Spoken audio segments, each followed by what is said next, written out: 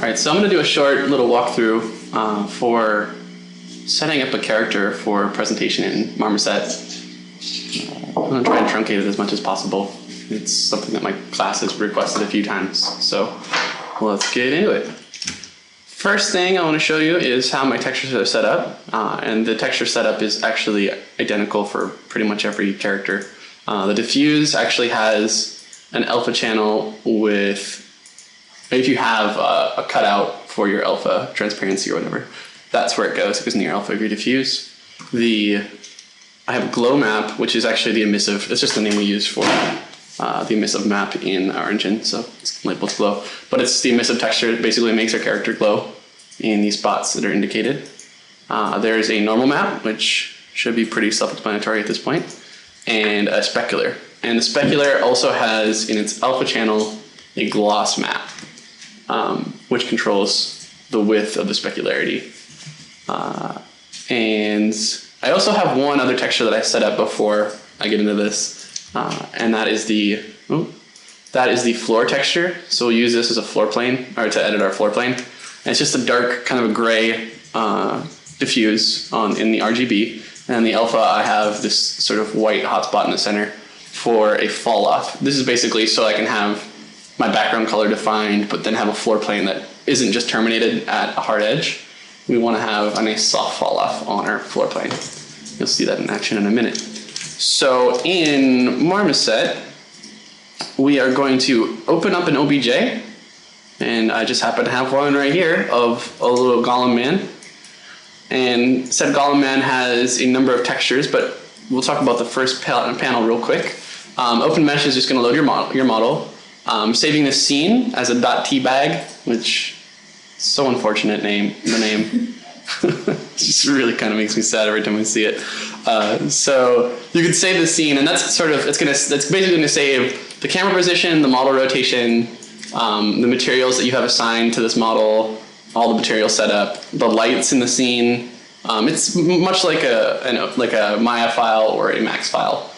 Very similar in that regard. It's just saving all of the outside bubble, the package for everything. There's also a screenshot tool right here. You can actually set the location you're going to output to and tell it how much bigger than your screen res you're going to use. So 2 to 5 times. And the super sampling is kind of a quality setting. So, and there's a button for that. You can do videos. I don't do videos for my portfolio stuff. It's just straight images. A lot of the stuff that we're going to do here in here is, you need to keep in mind that really the idea here is that we want to have a nice looking portfolio piece. We're not really worried too much about bastardizing our textures a little bit to work for our engine. It's not dissimilar from doing a render and trying to decide, oh, do I render it again because it's going to take me 4 hours because the foot's in the wrong position, or do I just leave it? Essentially, you always want to re-render because this is the one thing people are going to see. So let's go on to the next panel here. Tab will set you across the different panels on the top. Shift tab will to send you back the other way. We are going to use the regular Phong environment and just start setting our textures up. So diffuse, I'm going to go grab my diffuse texture. So that automatically assigns in the viewport. I'm going to grab my normal map and my specular / gloss. I'm going to assign those. And with the specularity, we need to use specularity to turn it on. I always leave the specular color at white because I actually use a color spec for all the assets that I do for the game anyway. So basically, we want whatever we paint in our specular to be the color that we come across in the viewport. So white will let that happen. So you'll have some golds in there and some blues. So let's go back to our Marmoset. So we've got that set. Right now I'm going to leave the spec intensity and sharpness and Fresnel alone. You do want to set those, and you want to set them per light set. Just to you really want to have the best quality lighting you can for basically for whatever you're displaying. So in this case, leave it alone for now. If you want to turn on alpha testing, you'll actually, if you have an alpha mask, you can turn up the threshold and that will kind of define when it's going to start cutting out. I don't really have any specularity, any cutouts for my my model on this particular character, so I'm just going to turn off alpha testing. Otherwise, in here, there's the, we can set the emissive map. That's my glow. So I'll turn that on. And then I'm going to, down here, you can see there's an emissive map intensity. It's a multiplier that you can see it starts going overbright at a certain point. I want to have a little bit overbright, but not too much. So let's just go with 0.59, whatever, something like this. It looks fine. Kittens attacking the microphone. Come on, guys. All right. So that's all set there for now. Let's go to the light panel. Oh shoot, we'll go to we're actually gonna go to view. For now, I'm gonna turn on Draw Skybox just so you can kind of see what's happening. The image-based lighting essentially is a light set that is based on this cube map that you see, the skybox here. So where the sun is where that's where the specular bright spots are gonna come from. And there's gonna be a shadow side and a highlight side. So you can see if you look across the model, that's where the highlight's going to come from. See my front side's lit up. Let's see. Right now, this is all good. The one thing you might have to do, depending on how you set up your normal map, is set the Y, which is your grain channel. Generally speaking, this can go either way. It can be up or down. So in this case, mine I need to have inverted. You'll see if I turn it the other direction, it gets kind of clunky and bruised. That's because it's not displaying correctly. It's not displaying the normals correctly. So make sure you set that per your asset. We also want to turn on our floor plane. So here's my floor plane. Remember I said I used that texture. So I'm going to set the texture by clicking floor texture, and I'm going to grab my floor. And you see how, let's turn off the skybox and give a background color of pink. You can really see what's going on here. That good pink. So you see now I have a space for my drop shadow to land on, but also I fall off so that I can get whatever background color I want to set there.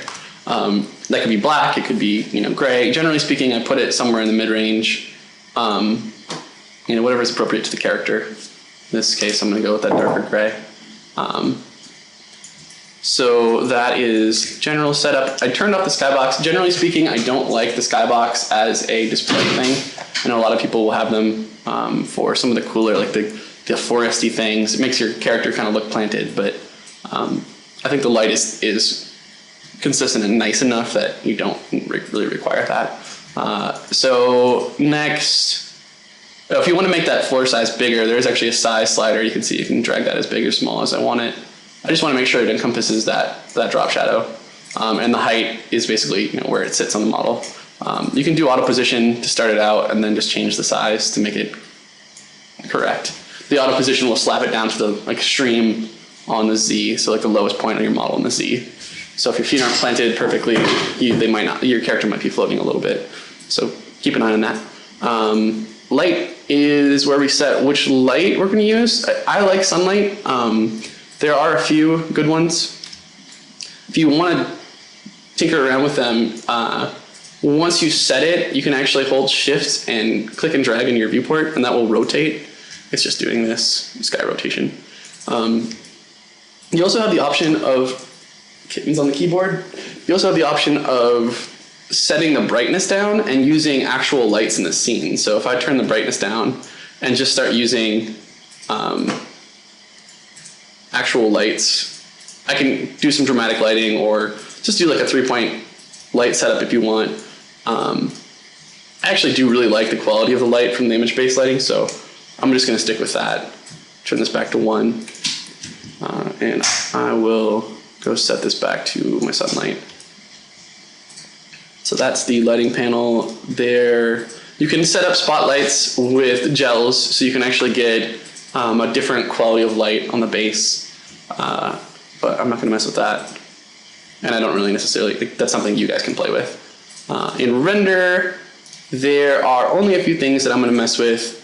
I don't encourage using a lot of depth of field. I know it looks really cool, but you're trying to sell your art, not the renderer. So I guess if this was like a really cool video that you were trying to do, use it. I don't really think it looks all that great, unless it's a particularly extreme character. You know, setting up the depth of field and changing the distance. I don't think I'm actually going to be able to set this up very well with the size of my model. Yeah, I really, honestly, you're trying to sell art. You sell your art, not how nice this renderer can look. So, ouch. Sorry, kitten's on a rampage. So I'm going to turn off that. I'm actually going to turn the bokeh size back down to 0, so it doesn't blur it out at all. And then the last couple things that you can mess with in here, there's post effect presets. You can change them if you want. Generally speaking, though, the only thing that I mess with is the sharpen. I do like having a little bit of sharpness on my textures. So I'm going to actually just noodle with this a little bit. You can see in here, this gets a little bit crunchier. It looks a little more like cement. You can do that in Photoshop later if you want, but in this case, I'm just going to use a little bit of extra right here. So other than that, not really all that important. You can change all the controls, basically the same controls you'd have in Photoshop using adjustment layers. You can do that in real time here. So it's nice to look at, but not necessary. Also, bloom can occasionally be a boon, although I will say that it's one of those things that I have a love-hate relationship with.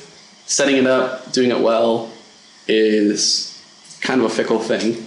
So I'm not gonna, you can mess with that yourself. The last thing we want to do is go back to our material and check out our specularity. Let's see if we can make this a little bit more intense. I'm going to bring the intensity up a little, but I'm also going to make it a much sharper specularity. So I'm kind of looking at this gold and just seeing if I can get a little bit more shininess out of it. Remember, we're doing this for the screenshot. So whatever pose, whatever screen direction we're going, that's where we want it to look good. So I'm going to edit the finale a little bit to get some fall off. Seems like about there is what I like. You can see the nice speck there. So yeah, I mean, it's all about setting up for the one shot. You're trying to make a nice looking render to display in your portfolio. This is a great place to do it. When you're done, you can save out your material in the material panel here. Just say save as, save mat as, put it in your folder. You can save mesh materials at the same time. And then you can save your tea bag. Bunch of jerks naming things ridiculous. So you can save your tea bag. It's never gonna get old. I'm a 12-year-old boy. I'm gonna just open up the one that I use. This is actually the setup that I had done for my portfolio. Let me reopen this. So it actually got the camera set where I actually took the screenshot. Spacebar will hide your UI so you can get a preview of what the shot will look like. But then basically it's just a matter of hitting the button. Take shot, F12, and we can open that right up in Photoshoppy. And you'll see that it does have an alpha channel. That is a cutout, so if you want to control select that, you can, let me make this a non-background layer. So I can actually take that and make a mask on it, and now I can put whatever I want in that background. Put a gradient across it. Put some kittens. You could put some kittens in there if you needed kittens. Possibly, baseball man. You can knock out those home runs if you need to in the background. But that's it. I mean, so now you have a great gradient in the background of your character and a nice render to show off to all of your future and possible, I lost my train of thought. And show it off to your prospective employers. So there you go.